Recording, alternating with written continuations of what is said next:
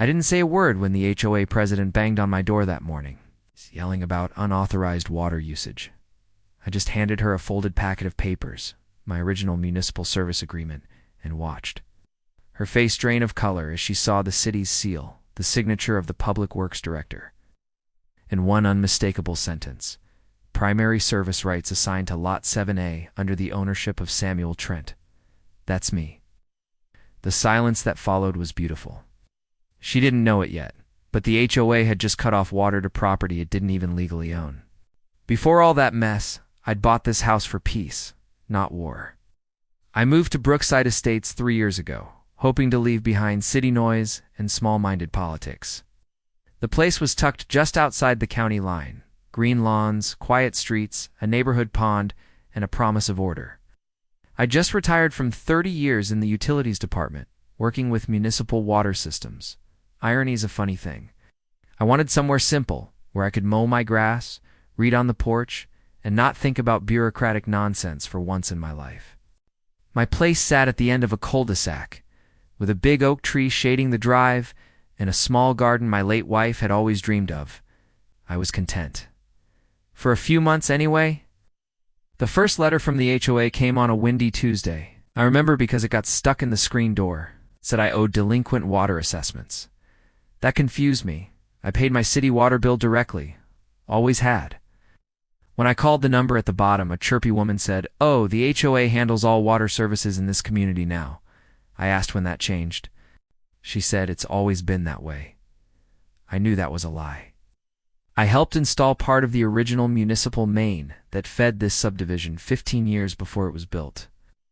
Brookside's water lines were still under city jurisdiction. I tried to explain that, but she brushed me off, said you'll need to talk to the board, so I did. The next week I went to the community clubhouse, a beige little building that smelled like burnt coffee and spray cleaner, and introduced myself at the meeting. They were already talking about someone's non-compliant mailbox color when I brought up my issue. President, a woman named Marcia, with a permanent smirk, said, "Mr. Trent, all homeowners are required to pay HOA water fees." I told her calmly that the HOA didn't own or operate the water service. The city did, and that I paid them directly. She gave a patronizing laugh and said, "Sir, that's not how it works here." I didn't argue. I just said I'll confirm with the city and left. A few weeks later, I came home to find my water pressure gone. At first I thought there was a line break. But when I went out front, I saw the padlock, a shiny new brass one, on the shutoff valve near the meter. There was a bright orange tag that read "Service Suspended, Non-Payment." My stomach dropped, but not from panic, from disbelief. I stood there for a while, staring at that lock, realizing the HOA had actually sent someone to close a city-owned valve. That's when confusion gave way to something colder. I didn't storm the office or call the cops. Instead, I filled a few buckets from my neighbor's outdoor spigot. She quietly sympathized but didn't want trouble, and spent that evening at my desk.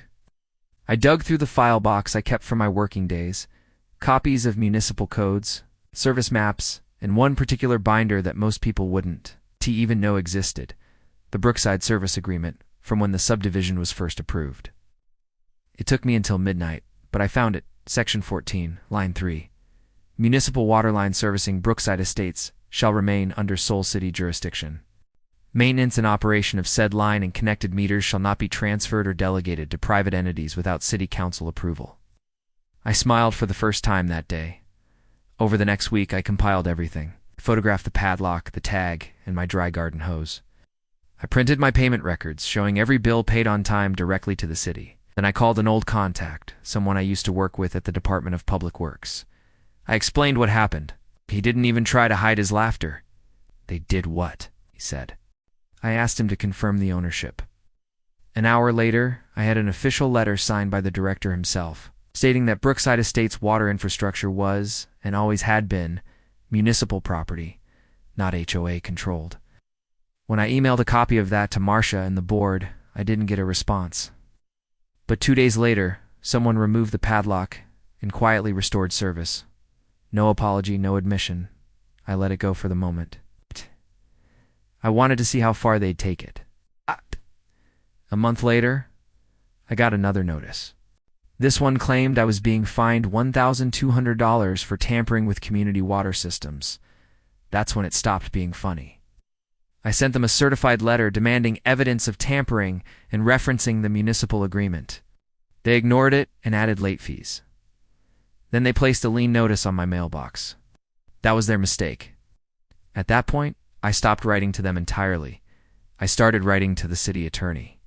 I sent copies of every notice, every fine, every tag and picture, and the letter from Public Works confirming the city's ownership. I also included one detail I hadn't mentioned before. The padlock the HOA used was attached directly to a city meter assembly. That meant they had physically tampered with municipal equipment. That's not a civil issue. That's a criminal one. A few weeks later, the city launched an inquiry. I wasn't told much, but I saw the trucks when they came to city utility inspectors and a police cruiser. They spent hours at the main valve by the clubhouse. Apparently, the HOA maintenance manager admitted they'd been shutting off delinquent accounts for months, claiming the right to do so under community management authority. It turned out they had been collecting thousands in fake water fees from residents, funneling it into an infrastructure fund that didn't exist. The next HOA meeting was unforgettable. I showed up quietly, sat in the back. Marcia was pale, trying to keep her composure. A city representative stood beside her, explaining that the HOA had no legal authority to control or charge for municipal services. They were ordered to refund all collected water fees and faced potential criminal charges for tampering with public utilities. When she tried to interrupt, the city rep simply said, "Ma'am, you're lucky we're not pressing charges personally." The room was dead silent. Neighbors who'd once avoided eye contact were now glaring at her. Ow! Someone actually clapped when the inspector mentioned restitution. When they opened the floor for comments, I didn't gloat. I just said, maybe next time, read your own agreements before cutting off someone's water. Then I stood up and left. Over the next few months, the fallout was steady and satisfying. The HOA president resigned. Their treasurer vanished. The city required them to contract an external auditor and strip their financial control for a year. They could no longer issue fines, fees, or enforce any rule that involved municipal services. My mailbox was full of apologies, mostly from neighbors who'd been too scared to speak up. Turns out half the community had been paying those fake water fees without question. Now, when I drive through the neighborhood, it's quieter. The new interim board keeps to themselves. My garden's back to life, the oak trees still shading my porch, and every time I turn on the faucet, I can't help but feel a small, private satisfaction. I never wanted a fight.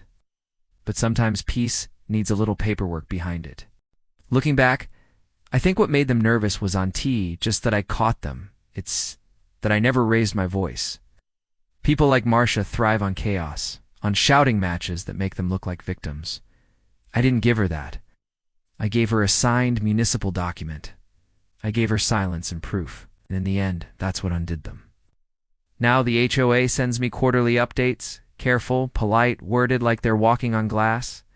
The best part? Every one of those letters has a small line at the bottom, probably added by their lawyer.